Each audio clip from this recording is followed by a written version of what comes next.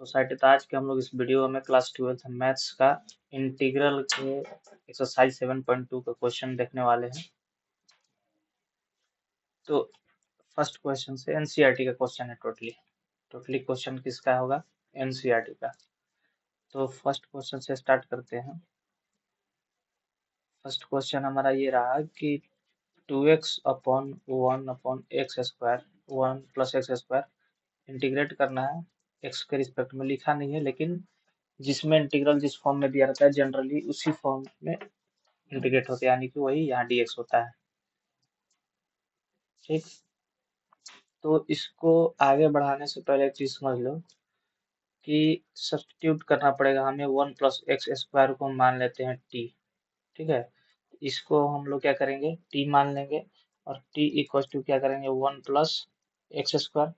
ठीक, तो t equal to 1 plus x square करेंगे, उसके बाद क्या होगा, dt बाई डी एक्स कर दो इक्वल टू 1 का 0 प्लस 2x एक्स स्क्वायर का इंटीग्रेशन क्या हो जाएगा 2x, फिर dt by d x equal to 2x होगा, dx इक्वल टू क्या हो जाएगा dt बाई, ठीक है ना, उस तरीके से। तो पुट करो x इक्वल टू समथिंग, तो चलो यहाँ देखते हैं। तो t equal to 1 plus x square, फिर dt बाई डी एक्स कर दो, तो कांस्टेंट का डिफरेंशिएशन 0 प्लस एक्स स्क्वायर का क्या हो जाएगा 2x, फिर dt by d x equal to 2x, और हमें dx निकालना है। ठीक ना, तो एक चीज समझो कि dt equal to 2x dx लिख सकते हैं।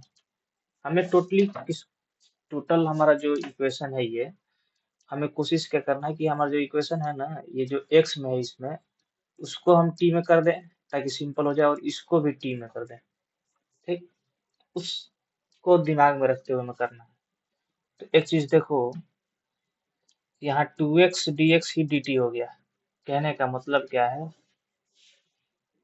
कहने का मतलब ये हुआ, यही वाला टर्म हमारा 2x dx, यही वाला टर्म जो हमारा है वो dt के इक्वल हो गया।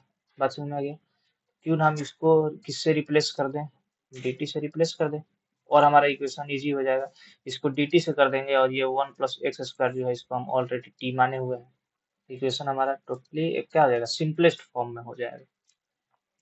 ठीक, तो इसको ध्यान में रखो, टीटीसी को हम यहाँ पुट करेंगे, यानी कि इंटीग्रेशन ऑफ, नीचे वाला तो t हो गया, यहाँ से t हमने माना था उसको लेट करके।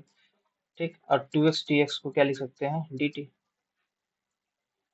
यानी कि integration of 1 by T dt। बात तो क्लियर है? 1 बाई टी dt क्या होता है, ln मॉड ऑफ t, और एक कांस्टेंट को लगा दो, ln लिखो या log mod t plus c, ठीक ना। तो ये हो गया हमारा आंसर। ठीक है, अब यहाँ पे हम क्या कर सकते हैं, t को अपना पुट भी कर सकते हैं, log mod of 1 plus x square plus c, ये हमारा क्या हो जाएगा, फाइनली आंसर हो जाएगा ये। यहाँ तक कोई दिक्कत नहीं। चलो नेक्स्ट क्वेश्चन।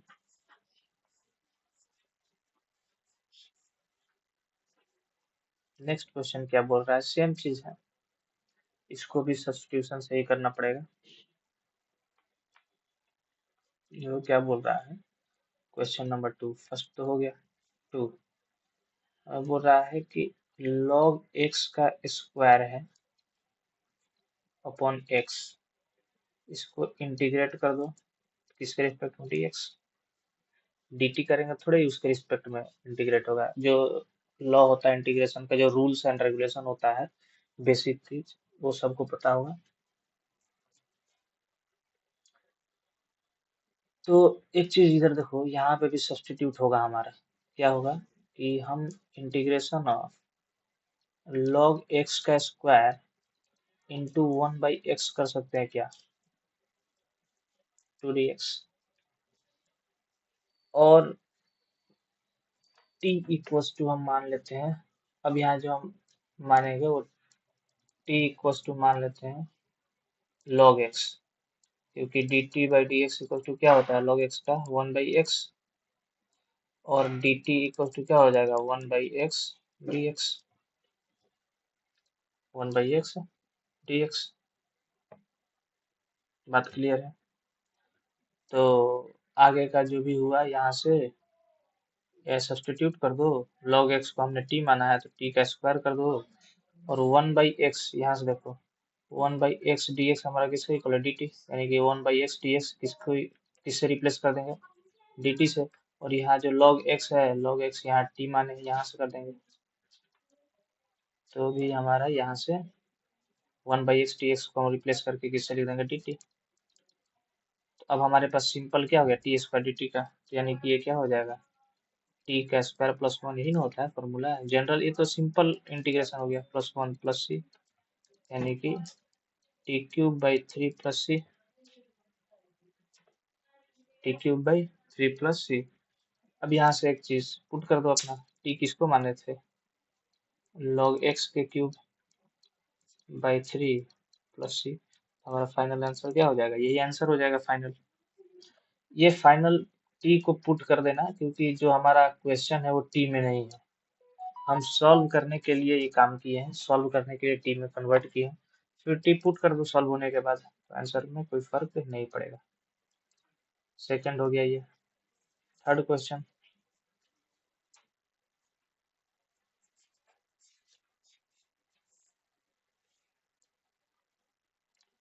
चलो सेकंड भी हो गया। थर्ड में भी सेम चीज है, देखो कैसे। थर्ड क्वेश्चन को देखो, इधर से थर्ड क्वेश्चन हमारा क्या है 1/x plus x log x, है ना dx। यहाँ तुम नीचे में क्या करो x कॉमन लो, तो समझ में आया 1 प्लस log x हो जाएगा dx, 1 plus log x dx। फिर क्या करो, अब कुछ करना नहीं है, अब यहाँ मान लो, अब यहाँ पे तुम मान लो, क्या मान लोगे कि let t equals to 1 plus log x। देखो यहाँ डिफ्रेंशिएट करोगे तो 1 तो 0 दे देगा, यानी कि dt by d x equals to, ये तो 0 दे देगा, ये 1/x, यही 1/x हमें हमारे यूज में आ जाएगा, ये 1/x, इसको हम लोग एक साथ कर लेंगे, ये 1/x होगा, इधर dx आएगा, तो उसको भी देख लेते हैं। तो dt इक्वल टू क्या हो जाएगा 1/x dx। बात क्लियर है यहाँ तक? तो इसको और हम सिंप्लीफाइड फॉर्म में लिख देते हैं कि 1/1 प्लस log x को log x into 1/x dx, और यहाँ 1/x dx को रिप्लेस कर दो, और 1 प्लस log x को भी हम यहाँ से t पुट कर देंगे, यानी कि 1/t dt, 1/t dt। यहाँ तक कोई दिक्कत? यहाँ तक कोई दिक्कत नहीं है, यानी कि 1/t dt को इसको अपन लोग डिफ्रेंशिएट कर दो, तो ln, क्या हो रहा है यार, ln mod of t, plus में कोई कांस्टेंट लग जाएगा, और t को फाइनली हम रिप्लेस कर देते हैं जो माने हैं यहाँ पे, ठीक है। तो ln t किसको लिए थे हम 1 प्लस log x, तो 1 plus log x plus c। देखो हम ln लिख रहे हैं, तुम यहाँ log भी कर सकते हो 1 plus log x plus c, बस हम हमारा बेस का अंतर होता है log में, log होता है जो उसका बेस 10 होता है, ln का बेस e होता है, दोनों में से कोई भी दे दो, कोई उससे दिक्कत नहीं है। ये हमारा इधर फाइनल आंसर हो जाएगा। बात सही? तो अभी तक जो तीनों क्वेश्चन हमने किया, सब में क्या था, सब्स्टिट्यूट करना था, t इक्वल टू कुछ मान लो, उसके बाद सब्स्टिट्यूट कर दो वैल्यू। अब देखते हैं नेक्स्ट क्वेश्चन। ये हमारा नेक्स्ट क्वेश्चन रहा, क्वेश्चन नंबर 4। ये भी उसी तरीके का है, सब्स्टिट्यूशन टाइप का ही है। तो इधर देखो क्या दिया है हमारे क्वेश्चन में, फोर्थ में, sin x into sine of cos x dx। यहाँ सीधा हमें दिख रहा है, एक लाइन में हमें दिखना चाहिए कि यहाँ साइन में का एंगल जो है cos ऑफ x है, और यदि हम cos x को क्या कर ले t मान लें, तो फिर इसको यदि हम डिफ्रेंशिएट करते हैं, इसको फिर यदि हम डिफ्रेंशिएट करते हैं तो हमें sin x मिलेगा। फिर t हम किसको मान रहे हैं, cos को, और cos को डिफ्रेंशिएट करेंगे तो हमें क्या मिलेगा, sin मिलेगा, और यहाँ sin है, यानी कि sin x और dx मिल के हमें। तो क्वेश्चन बनाने से पहले थोड़ा बहुत हमें इंटीग्रेशन करने से पहले, यानी कि नेक्स्ट स्टेप में क्या होने वाला है वो हमें पहले मतलब थोड़ा बहुत सोचना चाहिए। तो वही चीज दिख रहा है यहाँ कि cos x को यदि हम t मान लें, इसको डिफ्रेंशिएट करेंगे तो हमें sin x मिलेगा, और sin x और dx क्या होंगे, आपस में कंबाइन हो जाएंगे, तो ये मिल के हमें dt वगैरह देंगे, ये sin t हो जाएगा। सिंपल हो गया, यानी कि इतना बड़ा टर्म सिर्फ 2 से 3 टर्म में आ गया। देखो ऐसे बहुत लोगों को नहीं समझ में आया होगा, तो एक सिंपल वे में समझो कि हम क्या किए हैं। Let t equals to cos x, ठीक है, उसका डिफरेंशिएट कर दिए हैं, dt by d x equals to, ठीक है, minus of sine x. cos x का डिफरेंशिएशन क्या होता है, माइनस ऑफ साइन एक्स। अब dt इक्वल्स टू क्या बोल सकते हैं, minus of sine x d x, हाँ बोल सकते हैं। माइनस इधर ला दो तो minus of dt equals to sine x and sine x into d x, हमें ये चीज मिला। हम थोड़ा सा इस इक्वेशन को और मतलब एक अरेंज वे में लिखें, हम इसको लिख सकते हैं sine of cos x into sine x d x, और हम यहाँ से साइन एक्स डी एक्स को माइनस ऑफ डी टी लिख सकते हैं क्या, यहाँ देखो ये भी साइन एक्स डी एक्स है, ये भी साइन एक्स डी एक्स है, उसको रिप्लेस कर सकते हैं, नहीं इसको रिप्लेस कर सकते हैं, तो चलो उसको रिप्लेस कर दो। तो इसको रिप्लेस कर दो इंटीग्रेशन ऑफ साइन एक्स, और कॉस एक्स तो हमको, cos x को तो हमने t माना है, तो इसको t कर दो, sin x नहीं है, यहाँ गड़बड़ गड़बड़, ठीक है ना, इसको तो हमने t माना है तो t कर दो, और ये कंबाइन होकर हमें क्या दे देगा, माइनस ऑफ dt, यहाँ माइनस ऑफ, तो माइनस यहाँ नहीं लेकर के हम बाहर कर देते हैं dt, ठीक, तो माइनस ऑफ, अब हमारे पास सिंपल टर्म बच गया, यानी कि क्या चीज, साइन टी डी टी, हमारे पास सिंपल टर्म बच गया। और इंटीग्रेशन में पता होगा कि जब कभी भी इंटीग्रेशन होगा तो साइन का इंटीग्रेशन क्या होता है, माइनस ऑफ कॉस, यानी कि minus of cos t plus c, ठीक है, यानी कि कॉस टी प्लस सी हमारा क्या हो जाएगा, इंटीग्रेशन, और कॉस टी प्लस सी हुआ तो टी को हम क्या करेंगे, रिप्लेस कर देते हैं, टी को हम क्या करेंगे, रिप्लेस कर देंगे, तो टी को हम रिप्लेस करेंगे तो कॉस टी हम किसको माने, कॉस एक्स को, तो cos of cos x plus c, ये हमारा क्या हो जाएगा, final answer, cos of cos x plus c. बात समझ में आई। तो सिंपल, हमें यदि हम प्रैक्टिस करेंगे थोड़ा बहुत तो हमें क्वेश्चन देख करके थोड़ा अंदाजा लग जाएगा कि हाँ हमें क्वेश्चन में इनिशियली क्या करना है, और हमें इतना समझ में आ जाए कि इंटीग्रेशन के क्वेश्चन को हम किस तरीके से स्टार्ट दे दें। हमें इंटीग्रेशन के क्वेश्चन को स्टार्ट देना आ जाए तो सॉल्व करने में कोई बड़ी बात नहीं है उससे। ये हो गया फर्स्ट वाला। अब नेक्स्ट क्वेश्चन देखते हैं, फोर्थ वाला था फिफ्थ क्वेश्चन, ठीक, चलिए जी फिफ्थ वाला। फिफ्थ में क्या बोल रहा है कि sine of a x plus b cos of a x plus B.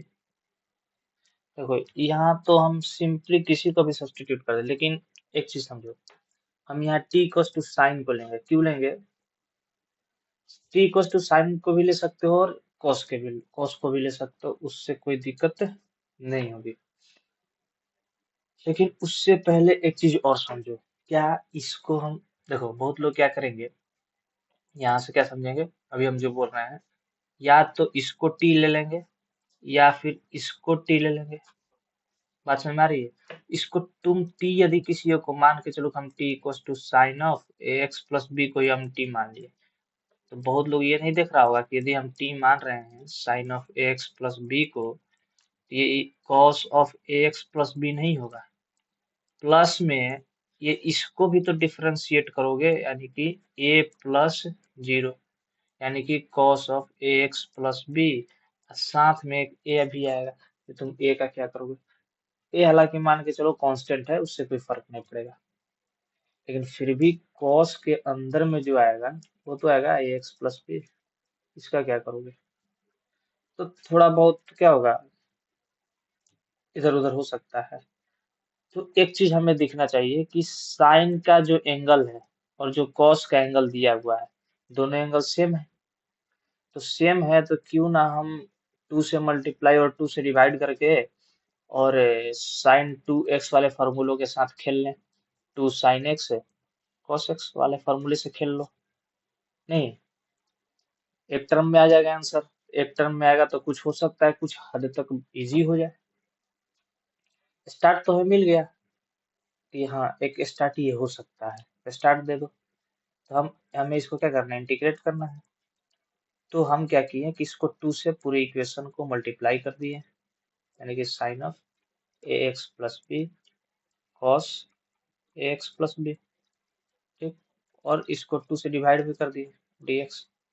अब देखो ये पूरा जो टर्म है मिल करके ये क्या हो सकता है, साइन 2x यानी 2 इंटू एक्स प्लस बी, ये होगा, ठीक।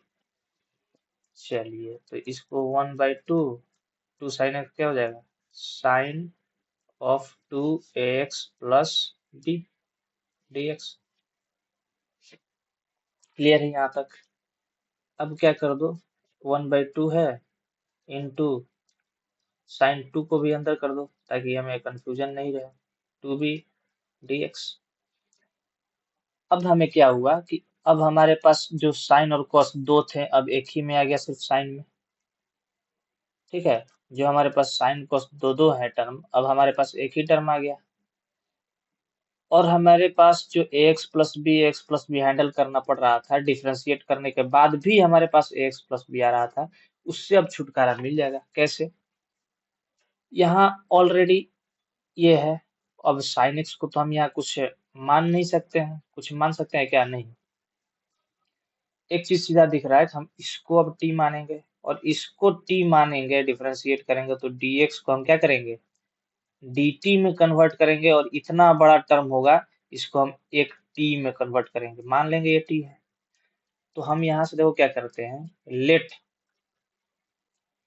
Late t equal to 2ax plus 2b, तो इसको dt बाई dx करो, ये हो जाएगा 2a प्लस 0, यानी कि dt equal to 2a dx, है ना।